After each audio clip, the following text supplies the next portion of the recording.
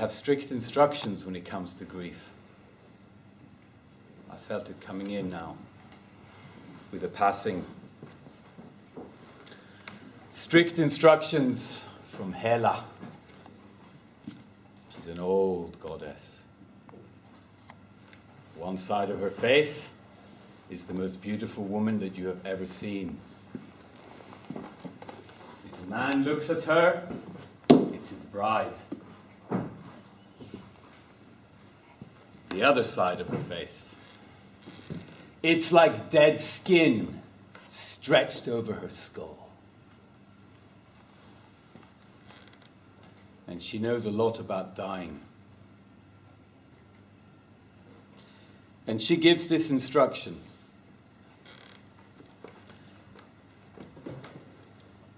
That you have to learn how to weep. It's something we have to learn.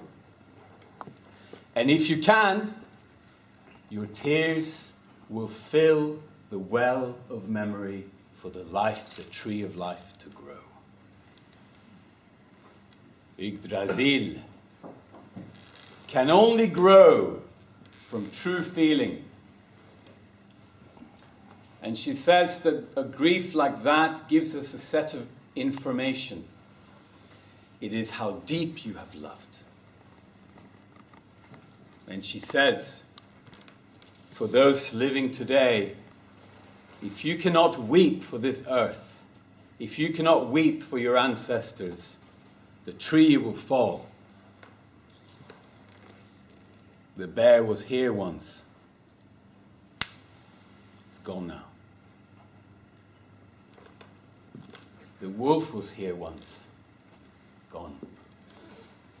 And when the great totems leave, we cannot play games with that and think that we can tune into their spirit. That crisis that this land is facing is asking for our tears right now. If you cannot weep for the extinction that this land is facing, the tree will not flower. And some say that it's quite soon when the flowers, they need to start reaching out to what's called the future possible. So that is the instructions of Hela. And they come from the Poetic Edda, which is another book that we should read from time to time, because it's full of those types of instructions. But we cannot be with Hela all the time. I just wanted to say that. But we're leaving Hela now. We're all going to meet her at one point anyway. But one of the lovely things that I want to leave you with, one image, is that when you go to your feasting table, when you go to your ancestors, your groom and your bride is waiting for you. He or she will be there. And who is she and who is he? It's your soul that you will see. For those of you who are men, we sometimes would say that the soul is truly a woman. For those who are women, your soul is truly a man. And for those all in between, I know it gets complicated, but it's something like that. It's a they that's waiting for you. And it's a beautiful feast. Can you imagine the marriage that you will have to your own soul and the songs that will be played in a wedding like that? We hear about all those weddings and all the fairy tales. Okay. So I trust the mics are on. I hope so. I'm going to give you a troubled poet right now. He caused a lot of trouble, as you can tell. They say he's the one that brought romance to Europe. He's the one that you don't have the issues of having your uncle or aunt having to choose who you're going to marry. His name is Hafiz. He's from Persia. 11th century, Tim, is he? 11th century. When he speaks, all of the world rejoice for Hafiz. And he has made such poetry that even the churches in the Middle Ages, well, not the Middle Ages, but in the 11th, 12th centuries, they just had to give in. Get to the rose garden, that's enough. Once you hear Hafiz, so I'm going to give you some Hafiz right now. And I want you to really take in his poems. And then I'm going to tell you a story of what it is like to find your inspiration, your water of life. This is a story we have to hear again and again and again, especially in November. You know, what we are facing at Christmas, we have to face it, and we have to be inspired. So the water of life hopefully will take you through Christmas. If you can handle it. But we all know who Odin is, right? Yeah. When he comes dressed up as Santa Claus. Every heathen knows that Odin is Santa Claus, believe me.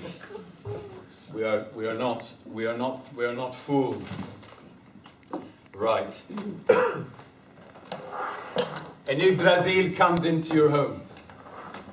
And the worlds are the orbs that shine on its branches. All right.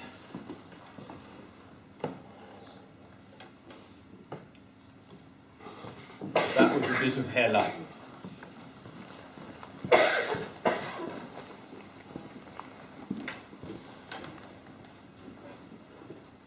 So I'm playing a kukle. Oh, excuse me. Could I have the glass of water there? Let's get the water. And it means singing tree. Thank you. It means singing tree, and it's actually from the Baltic. And if I play it well enough, it can make ships out of bronze. I'm practicing every day. Because Vanya Moonin played this. And when he played it, he made ships out of bronze, and then he would ride off on a blue stag.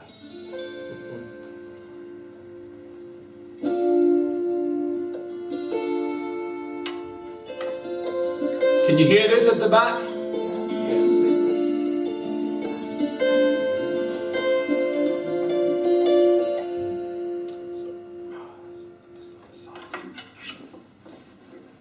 Now I have to hold my stomach in.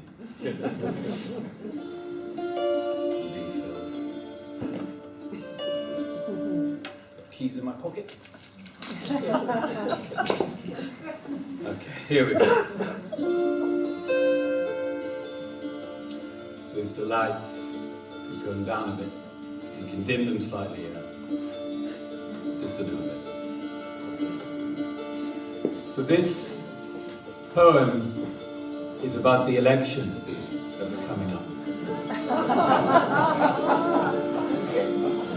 I'm only going to speak about Brexit for the next hour.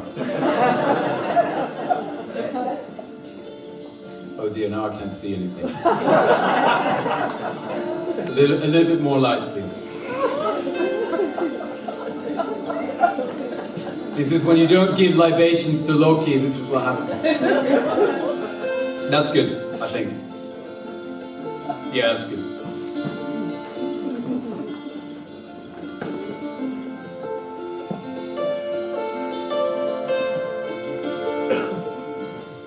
The poem is called Cast All of Your Votes for Dancing.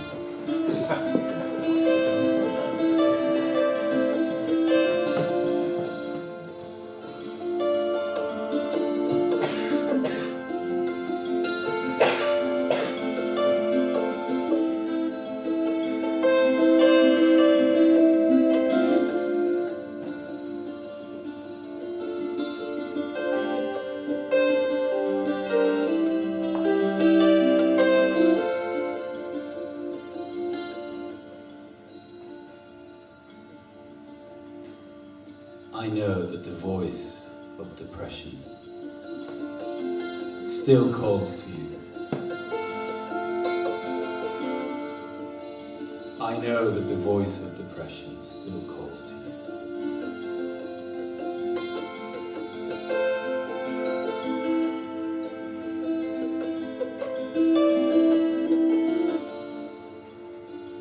I know those habits that can ruin your life. They still send their invitations. But you are with friends now. And you look so much stronger. You can stay that way. You can even bloom. So keep squeezing drops from the sun, from your prayers and work and music, and from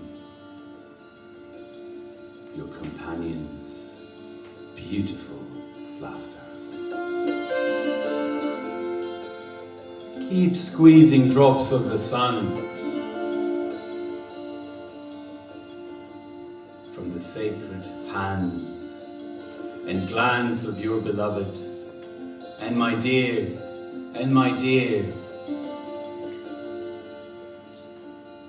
from the most insignificant movements of your holy body. Learn to recognize the counterfeit coins that may buy you just a moment of pleasure, but then drag you for days like a broken man behind a farting camel. You are with friends now. Learn what actions of yours delight him. What actions of yours bring freedom and love. Whenever you say God's name, dear pilgrims, because that's what you are pilgrims. My ears wish my head was missing, so they could finally kiss each other and applaud all your nourishing wisdom. Oh, keep squeezing the drops from the sun, from your prayers and work and music, and from your companions' beautiful laughter, and from the most insignificant movements of your own holy body, and from all of the sun. May it shine on you as you wake and face the day. Now, sweet one, be wise, and cast all of your votes for dancing.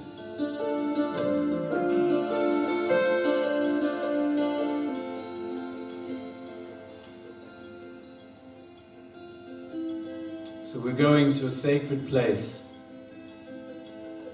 the other world, that world which is beneath this world. When we tell stories, that's the world we're going towards. So please join me in the small coracle that takes us over that silent and mighty sea that vies with all the colors of paradise, and where a white stag can be seen coming out of the thicket, where the honeyed voices of the birds sing, where the frost will speak in verse, where the birds wove poetry. Because myth comes from that place where no one counts the passing hours.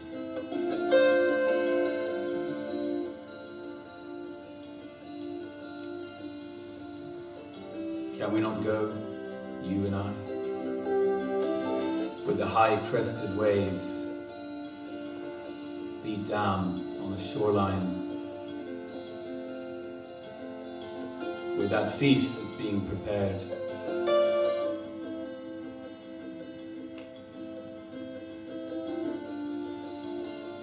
I will hold your hand across that sea until we touch the enchanted land. En ask vet extanda, heter Yggdrasil, har bad mot sin vita åren, sadan komma dögvar ta ur sidala falla, ständer eufil grön i urdi brunni. Göde kallar helgar kindi, mögu och mini,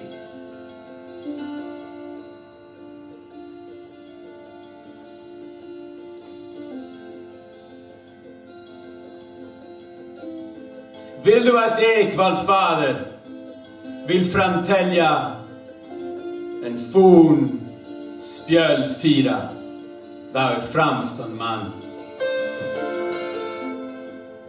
I have to invite him in, not allowed to say any, tell any stories without him.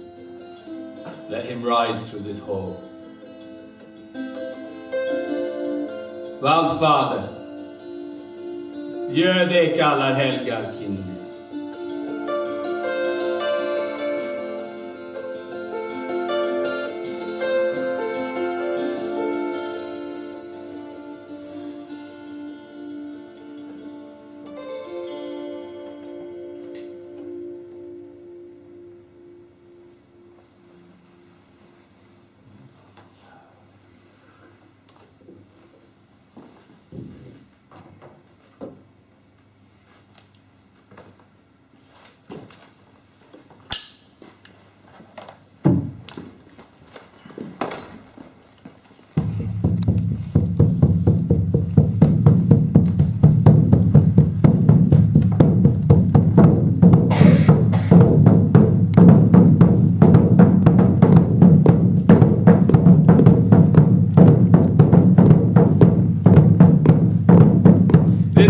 Starts in a faraway kingdom where a king is on his deathbed, and around him are his 3 sons, and they are crying into the well of memory. They don't want to lose him. They love their father.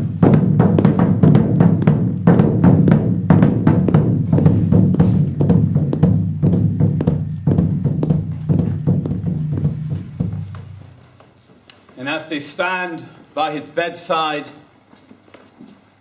they are weeping and weeping, like all of us do at a time like that. I'm sure many of you have experienced that. And they don't know what to do. He's ailing. He hasn't got long. They go out together to the courtyard, and they stand by the fountain. And they start to speak. And they speak about their father and what he's done, about the kingdom, when suddenly the drawbridge comes down and they see a man, an old man, with a staff, with a hood. Actually, he's wearing a hat, a big-rimmed hat. Does he have one eye? Yes, he does. Are the ravens up ahead? Yes, they are. Do you want them to land on your shoulder? No, you don't. And they're staring at this old man, and he looks at them, and he says, there is one thing you can do to save your father. One thing. You can go out there and find the water of life. Aqua vit. Anyone who's gone to Sweden knows what aquavit is. And if you find the water of life, your father will be renewed. And when they hear that, suddenly he's gone. What was that? He's no longer there. But they can see in the distance the ravens flying. And the oldest thinks that I will go and get the water of life. Because if I do, I might inherit the kingdom.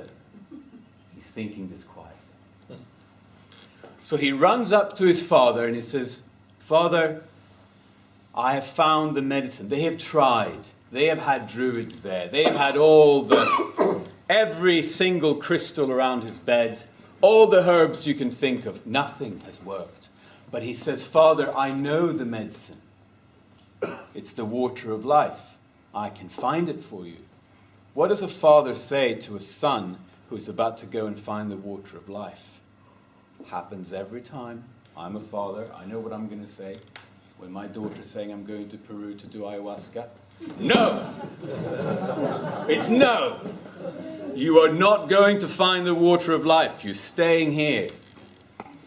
But he says, no, I will. And he's trying to plead, he's speaking, and the father, he's too tired. He says, okay, fine then. You go and try and find the water of life. In the end, you know how it is. There's nothing you can do.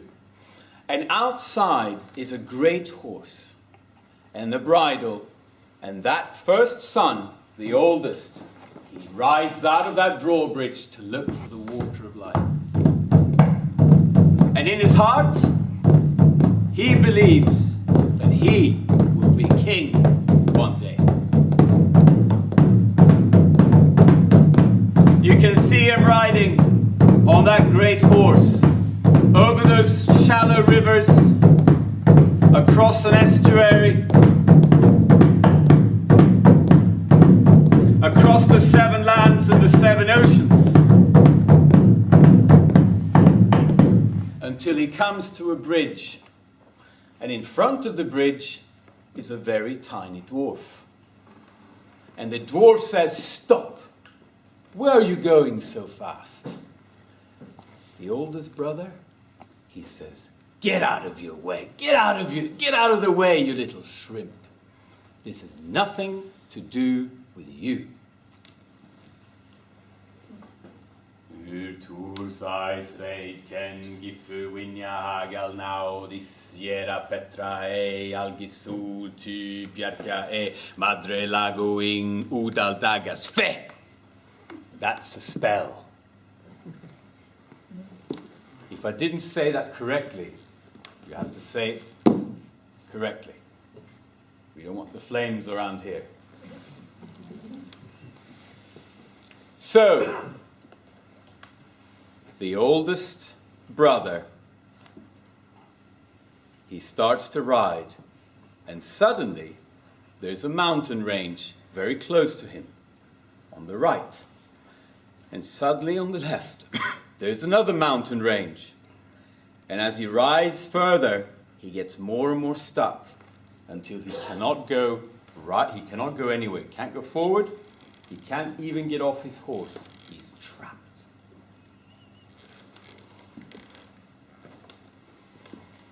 It takes a while before the second brother realizes that the first brother is not having such a good time out there. He's not returning. So he goes to the king and he says to the king, "I'm going to go and find the water of life.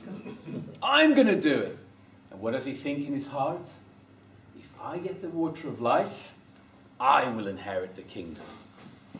It's how a lot of people think when there's a kingdom involved. With all the gold and all the rest of it. Don't you think that you haven't got a heart like that? Please. We all do. And then he says to his father, "I will do it." And outside there is the same scene happens. The father tells him, "No, you mustn't go. You mustn't go off." And then same scene happens, and he finds the horse, he finds the bridle, and he goes out to the 7 lands, the 7 oceans, until he gets to the bridge. And the little dwarf says, "Stop, where are you going so fast?" And the second brother says, "None of your business, you little shrimp," and rides him down almost. You two's eyes. The runes are spoken again. And the second brother sees a mountain range coming to the right, coming to the left, and he's stuck. So the third brother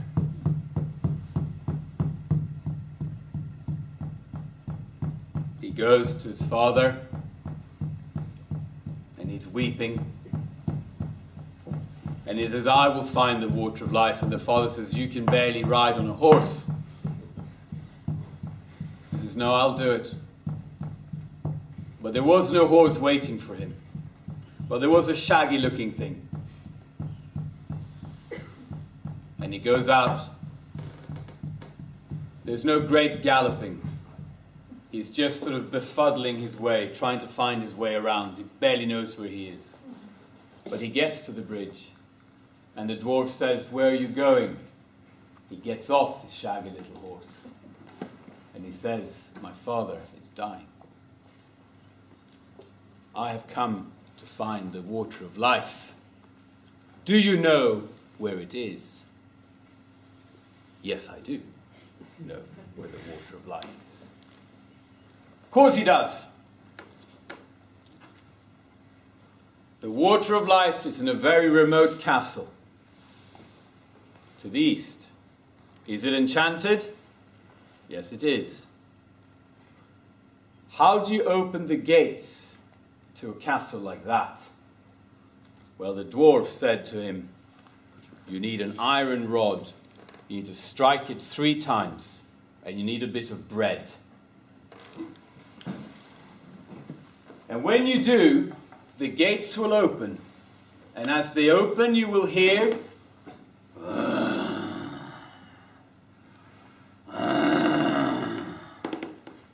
there are lions in there that have been asleep for 1,000 years, and they will come for you. You must not turn around. You must stand your ground and go towards the roar." Have we not heard that before?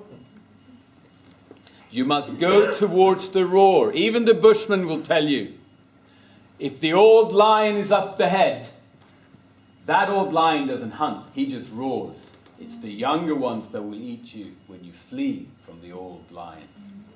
It's an old trick. So when you hear the roar in life, you have to go towards it. Don't run from it. He's saying all this thing to the young hunter.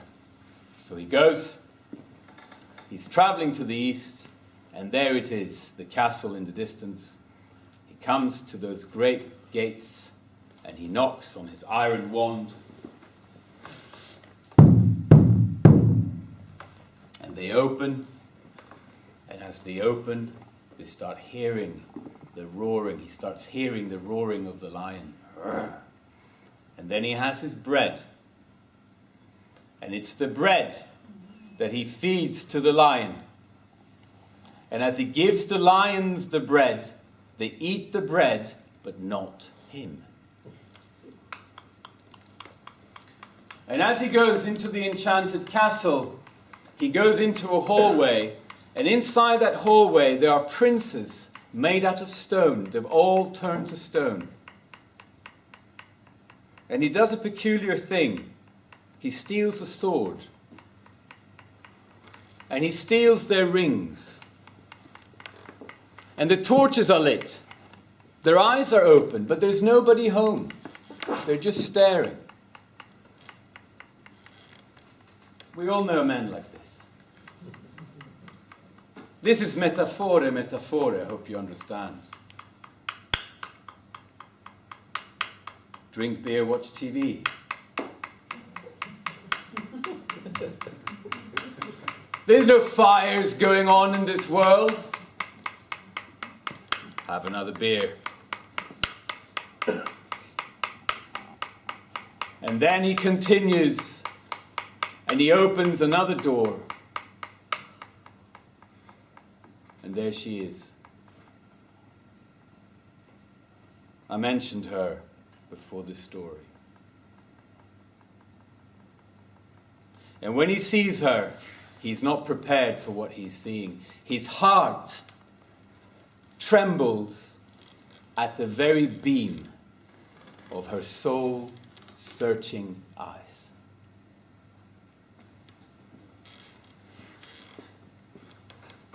When she sees him, she receives a sovereign king in her heart, and he receives a sovereign queen. I told you this is a fairy tale.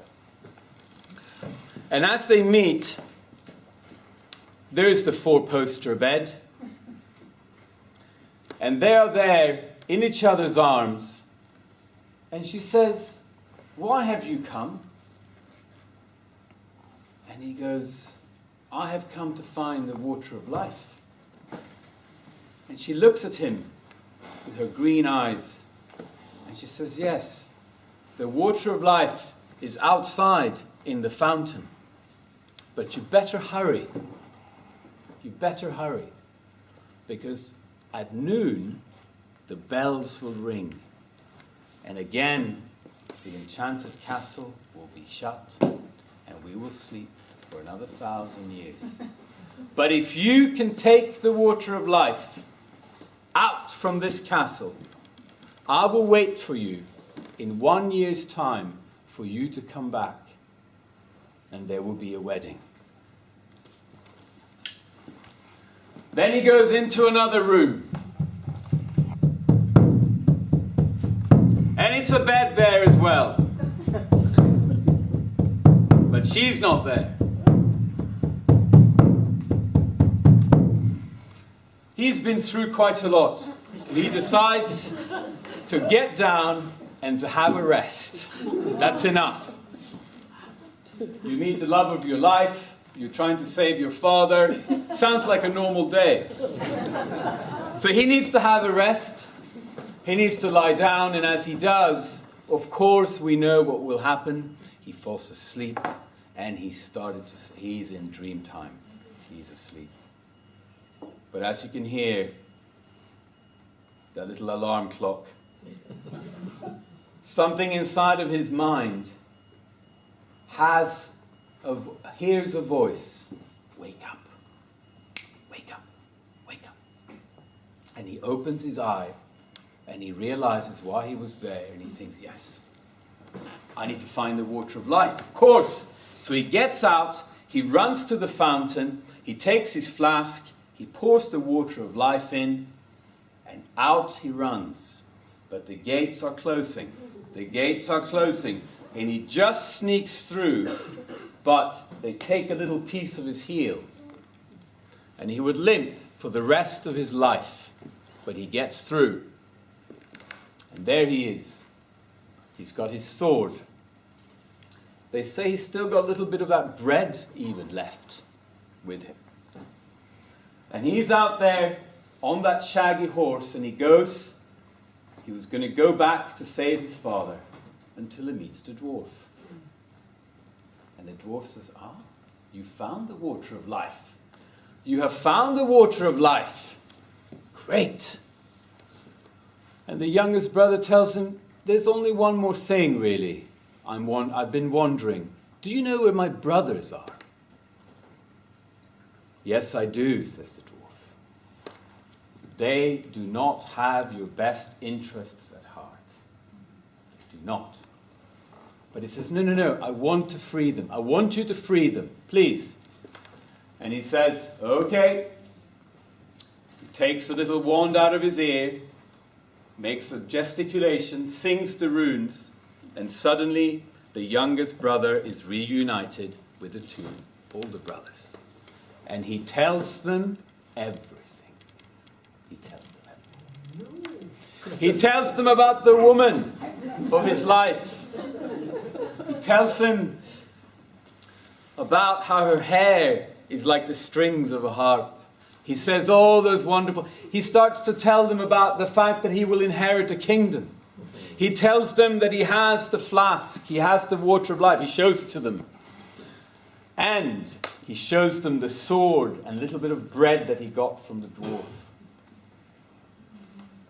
And they look at him, and they know very well all those things that he has received in life. Do you think they praise him? Do we praise people like this? Oh no. Oh, we want to tear him down. Oh yes. So they know. And on their way back, they are conniving amongst themselves. And it's said that they passed kingdoms. And the youngest brother, so enthused with his water of life and his sword, he's helping other kings to defend their kingdom. He's giving bread to those who are hungry. He's doing good things. He's engaging with the heat of the world. And his two older brothers are looking at him. And then they take a boat journey across the estuary just as they are about to get back to their father's kingdom. And they decide to, of course, change the water of life that is in the flask. Put the salt water in the flask, and they will take the real water of life.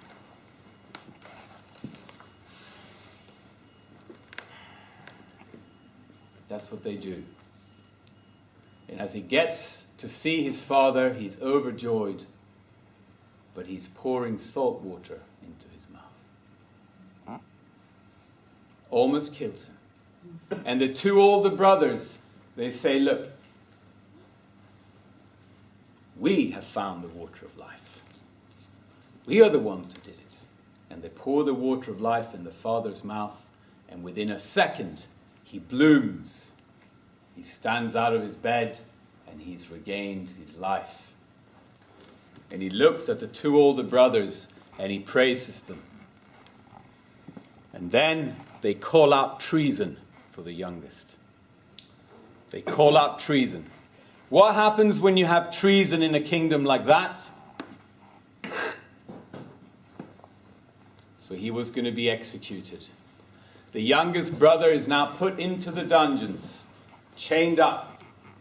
And the king said, look, I don't want him to be publicly executed. So he calls up the huntsman, and he tells the huntsman, the one who leads the hunt, to shoot him at the back somewhere in the forest and bury him there. And the youngest brother, he's taken out of the dungeons, he's sent to the woods, and the huntsman, who has aim, he stands there with his yew bow, he's pulling it back, and he's going to kill the youngest brother, but he just can't do it. He's seen him grow up. He just can't let go of the arrow. He's just about to let go. He just can't do it. At that moment, the youngest brother turns around and says, what are you doing? We've grown up together. What's happening? And he says, look, let's just do this together. You go into exile, and you never come back. And I'll tell the king, your father, that I've done the deed. And with that, the youngest brother becomes a refugee. And he goes out into the exile, and he lives on roots and fruits, and he hunts and a small little fire. And in his heart,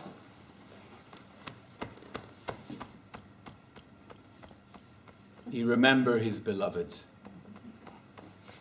He remembers the sovereign queen. He remembers the hair that is made out of 1,000,000 harp strings. He remembers the beam of her soul-searching eyes, and that is what's keeping him alive in that forest.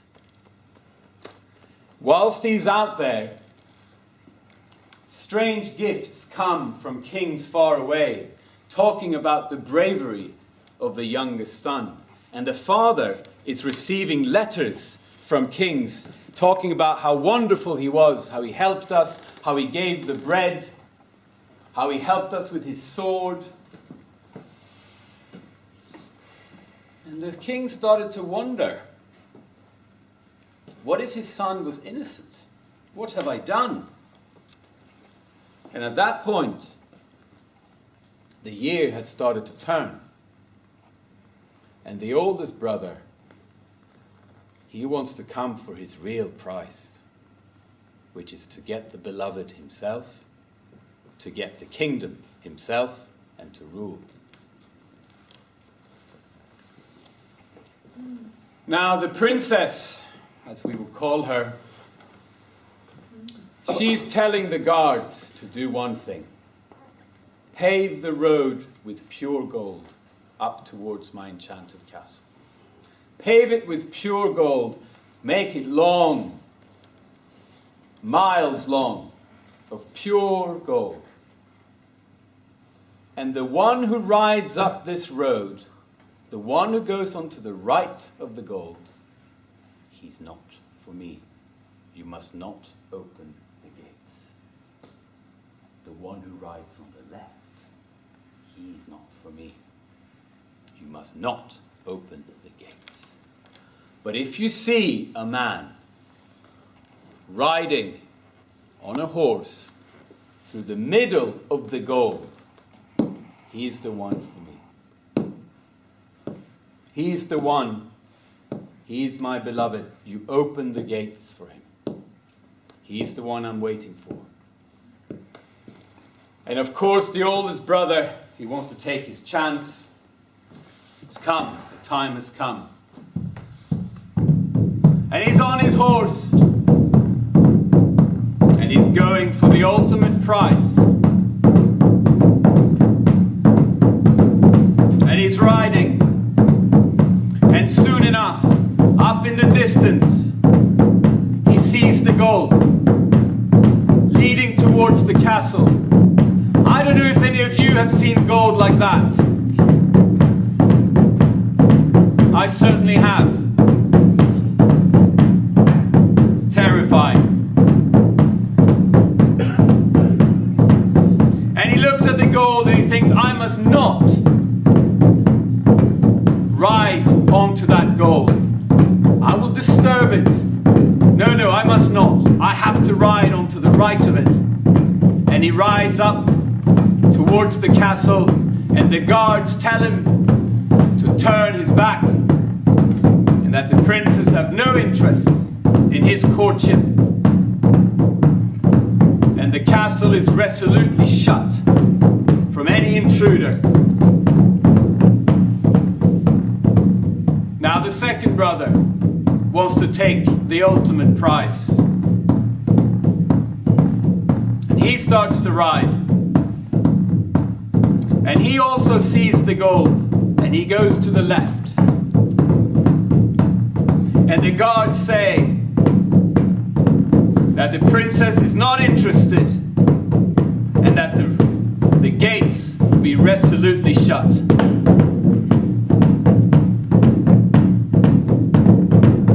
Now the third brother, he's lived in the forest, longing for his beloved.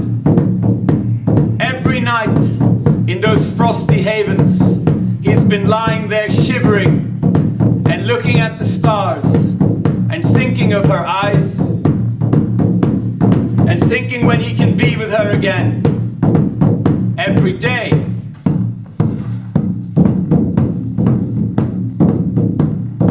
He longs for her.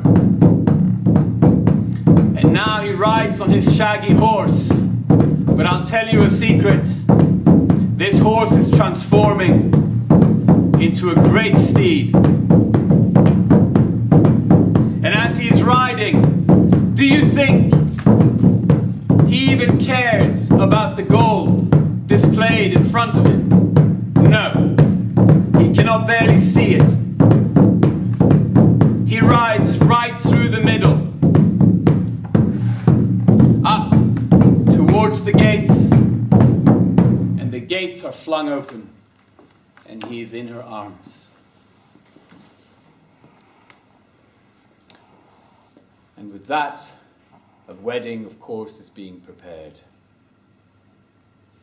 Like a wedding is being prepared for those who go to the other side. And he had met his bride. He is united with her. And there's a great wedding, a great feast. But there's one person missing. It's his father. But his father asked the huntsman, is it true that you dislodged an arrow from your bow, that you killed him? And he said, no, I couldn't do it. And his father then knew that his son was innocent. And out in the distance, the heralding flags from his father could be seen as the wedding was taking place. But there's another person he hadn't spoken to yet. Who is that? His father-in-law, the king. And suddenly he thinks everything is perfect. He's met his bride. He's going to go for the wedding. But he had to have an audience with the king. And when he does, he started to tell him all about Hafez, all about the great poets, all of these things, how much he loved his daughter. And here he says it. The king says, he never swears. This is the only time he swears. He's only swore maybe once or twice in his life. And he says, I don't give a shit how much you love. You know that English, everything, you can barely speak. He can barely speak. I don't give a shit how much you love my daughter. Can you imagine saying that? I don't give a shit how much you love. He said it twice. How much you love my daughter. Then he looks at him dead in the eye, as only a king can do, and he tells him, I want to know what you're going to do when you stop loving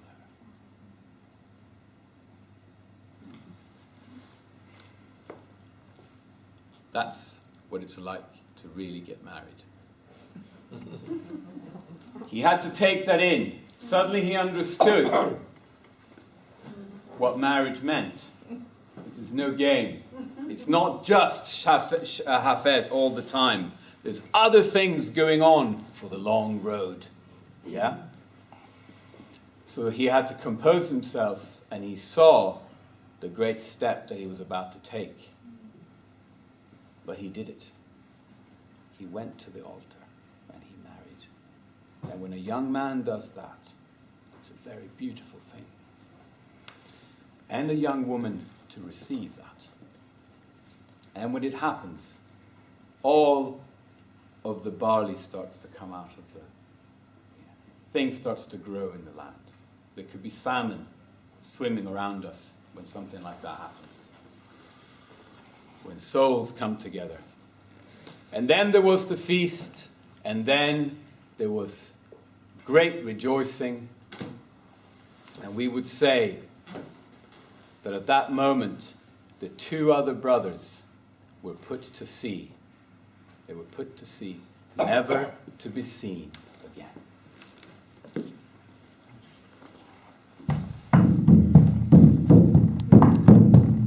So, the water of life. It's a younger version from the mead of poetry. Inside this story, there's a lot of nourishment.